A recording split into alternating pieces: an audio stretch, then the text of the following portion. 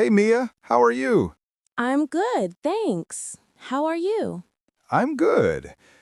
You know, we just did something that billions of people do every day, and it was kind of meaningless, wasn't it? What do you mean? I asked, "How are you?" And you said, "I'm good." It's become a code. It's not a real question anymore. It's just another way to say hello. You are absolutely right. I didn't even think about it. I'm fine, thank you. It's the first phrase we all learn, but it doesn't actually communicate any feeling at all. Exactly. And for an English learner, this is a huge wall. What happens when you're not good? What if you're a little stressed or incredibly excited or a bit disappointed? It feels like beginners are given only three words: happy, sad, and angry. But human emotion is a spectrum. It's like having a piano and only being allowed to play three keys. That is the perfect analogy. And if you can't describe your feelings, you can't make real connections. So, that's our mission for today. Let's do a masterclass on talking about your feelings. I love this. Let's give our learners the rest of the piano keys. Let's teach them how to express the full spectrum of emotions. Perfect. Let's start with that first word, happy, and build on it. Okay, so happy is the basic word. It's a good general word. I am happy. It is, but sometimes it's a little weak. A more specific and very common word is glad. We often use glad to show we are happy about a specific piece of information or a specific event. Ah, so if my friend calls me, I wouldn't just say, I'm happy you called. I'd say, I'm so glad you called. Exactly. Or, I'm glad to hear you're feeling better. It's a response to something. Another very useful one is pleased. This one is a little more formal. You use it when you are satisfied with the result. For example, if I worked hard on a project, I would say, I'm pleased with the final result. Or a teacher might say, I'm pleased with your progress. Precisely. Now, what about when you're happy about something in the future? You have a vacation planned, or your birthday is coming up. Ooh, for that, the word is excited. I'm so excited about my trip next week. It has that high energy feeling of looking forward to something. A perfect word. And what if you get some amazing news right now? You got the job. You won a prize. You're more than just happy. For that, you would be thrilled. Or a great idiom is to say you are over the moon. Yes, I got the job. I am absolutely thrilled. You can hear the strong emotion in it. So, just in this one category, we've gone from happy to glad, pleased, excited, and thrilled. Okay, let's look at the other side of the coin. The basic word is sad. The movie was sad. I feel sad. Like happy, it's a good word, but it's very general. A more common casual way to express mild sadness is to say you're feeling down or a bit blue. So if a friend asks, are you okay? You could say, I'm just feeling a little down today. It's not a big, serious problem, but you're not happy. Exactly. Now, what if something bad happened? You heard some bad news, or you had an argument with someone. You're not just sad, you're You're upset. That's a great word. I'm really upset about what he said. It's a mix of sad and a little bit angry. It is. It's a strong emotional word. Another very specific type of sadness is when you expected something good, but it didn't happen. Ah, that would be disappointed. This is a huge one. I really wanted that job, but I didn't get it. I'm so disappointed. A perfect example. You expected one result and you got another. The movie was terrible. I was really disappointed. And what about the extreme of sad? When you feel completely terrible, maybe you're sick or something awful has happened. For that, the word is miserable. I had the flu all weekend. I couldn't move. I was miserable. It means 100% terrible. Okay, we've done happy and sad. Let's do the third big emotion, angry. Angry is a strong, clear word, but most of the time, we feel a lower level of anger. For small, everyday problems, we use the word annoyed or irritated. So, if my neighbor is playing loud music while I'm trying to study, I'm not furious, I'm just annoyed. Exactly. Or, I'm irritated by this slow computer. It's a small, frustrating feeling. Now, what about a different kind of anger?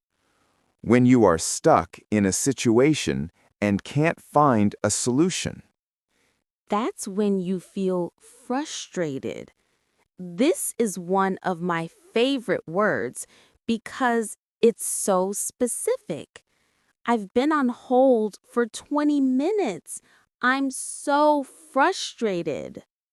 Or, I'm trying to learn this grammar rule, but I just don't understand it.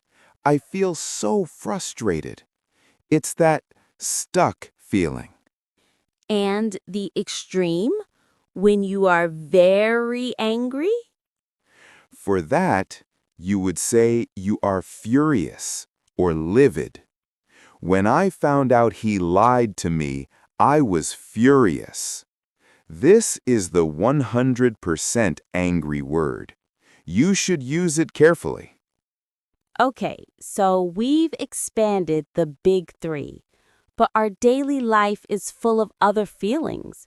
What's the most common feeling in the modern world, Alex? That's easy. Tired. I'm tired. But what if you are very tired? Tired doesn't seem strong enough after a 12-hour workday. For that, the word is exhausted. After the long flight, I was absolutely exhausted. It means you have zero energy left. Another one I feel a lot, having too much to do. Yes, we call that stressed or stressed out. I have 3 big exams this week. I'm really stressed. And the extreme version of stressed, when you have so much work that your brain just shuts down and you don't know where to start. That is a terrible feeling, and the perfect word for it is overwhelmed. I have 200 unread emails in my inbox. I'm completely overwhelmed. That's a powerful word. What about the feeling of being afraid of something? The basic word is scared. But when we talk about the future, we often use worried or anxious. I'm worried about my test tomorrow. And the difference between those two. Worried is usually about a specific, real problem. I'm worried about my dad. He's sick. Anxious is often a more general, internal feeling of stress or worry, and it can be about something that hasn't happened. I feel anxious before I have to speak in public. This is a good time for a quick grammar reminder. All these feeling words end in ed, right? Yes. As we learned in our common mistakes video, the person who has the feeling is ed. The thing that causes the feeling is ing. So, my job is stressful, which makes me feel stressed. The news is worrying, which makes me feel worried. The movie was disappointing, so I was disappointed. A perfect review. So, we started this by saying, "How are you?" is a bad question. If I really want to know how you're feeling, what should I ask instead? You can be more specific and show you care. If your friend looks sad, you can quietly ask, "Are you okay?" Or, "You seem a little down. Is everything all right?" That's much warmer. What if a friend is clearly angry or frustrated? You could say, "What's wrong?" Or, "What's on your mind?" These are open invitations for them to share their feelings. Now, the final, most important part. What do we say when someone does share their feeling? How do we respond? This is the skill of empathy. Let's practice. What if I share good news? "Mia, I'm so thrilled. I got the promotion." I would match your energy. I'd say, "Wow, that's wonderful." Or, "Congratulations, I'm so happy for you." Perfect. Now, what if I share bad news? "I'm so disappointed. I failed my driving test again." My tone would change completely. I'd say, "Oh no, I'm so sorry to hear that." Or, "That's terrible. You must be so frustrated." Exactly. You validate their feeling. You don't just say, "That's okay." You show them that you hear them. What if I say, "I'm just feeling really overwhelmed with work"? I would offer support. I'd say, "I'm sorry, that sounds so stressful. Is there anything I can do to help?" And that phrase, "Is there anything I can do to help?" is one of the kindest and most important phrases in the English language. This lesson feels so important. We've really unlocked a new level of communication. Let's do a final review. We learned that happy, sad, and angry are just the starting points. We learned to use a spectrum of words, from mild feelings like glad and annoyed to extreme feelings like thrilled and furious. We also learned specific words for complex feelings like disappointed, frustrated, overwhelmed, and anxious. And finally, we learned how to ask about feelings, like, "Are you okay?" And how to respond with empathy, like, "I'm so happy for you," or "I'm so sorry to hear that." Now we have a very real question for all of you. Not just "How are you?" We want you to practice. In the comments below, tell us, how are you feeling right now? Try to use one of the new specific words you learned today. Are you feeling pleased with your progress? Are you excited about the weekend? Are you feeling a little tired or stressed? Be honest. This is a safe space to practice. We would love to read your answers and respond.